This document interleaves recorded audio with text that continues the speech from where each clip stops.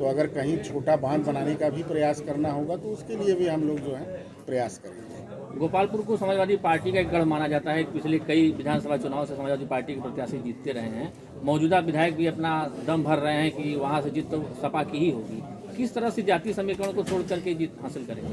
देखिए, गोपालपुर को गढ़ कहिए या आप लोग तो पहले कहते थे कि पूरा आजमगढ़ जो है समाजवादी पार्टियों का गढ़ है। पूरे आजमगढ़ में जिस तरह से जनता उत्साहित है, और गोपालपुर में तो उत्साहित नहीं, बहुत ज़्यादा उत्साहित है। और गढ़ जो है कुछ होता नहीं है, गढ़ टूट चुका है, क्योंकि जाति और धर्म की राजनीति जो है बहुत दिनों तक चलने वाली नहीं थी।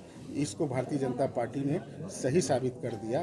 क्यों कि हर लोग, हर सारे समाज के लोग इकट्ठा होकर के आज भारतीय जनता पार्टी को जो है पूरी तरह से समर्थन दे रहे हैं। हमारे देश के यशस्वी प्रधानमंत्री माननीय नरेंद्र मोदी जी को समर्थन दे रहे हैं। हमारे प्रदेश के यशस्वी मुख्यमंत्री पूजनीय माननीय योगी जी को समर्थन दे रहे हैं।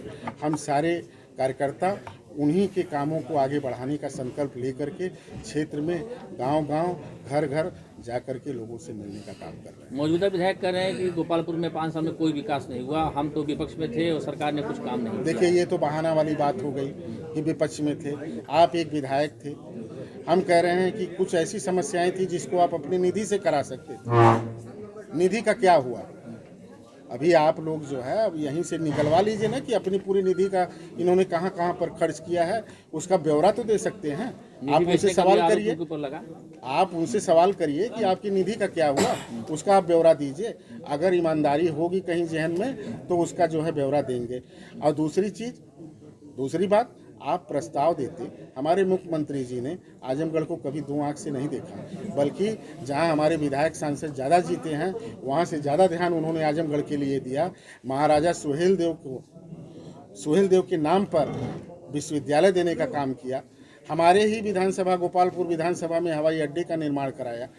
तो ऐसी ऐसी अनेक विकास की परियोजनाएं उन्होंने दिया आजमगढ़ को, कहीं कोई भेदभाव नहीं किया।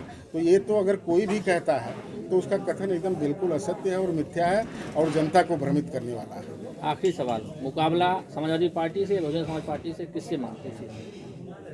भारतीय जनता पार्टी का भी किसी से मुकाबला नहीं है। और जो हमारे शीर्ष नेतृत्व जो कहते थे कि इस बार हम 350 पार हैं, तो हमको तो अब लगने लगा है कि कहीं ऐसा ना हो कि बहुत कम आंकड़े पर ये लोग सिमट के रह जाएं। आजमगढ़ में कितनी सीट दे रहे हैं?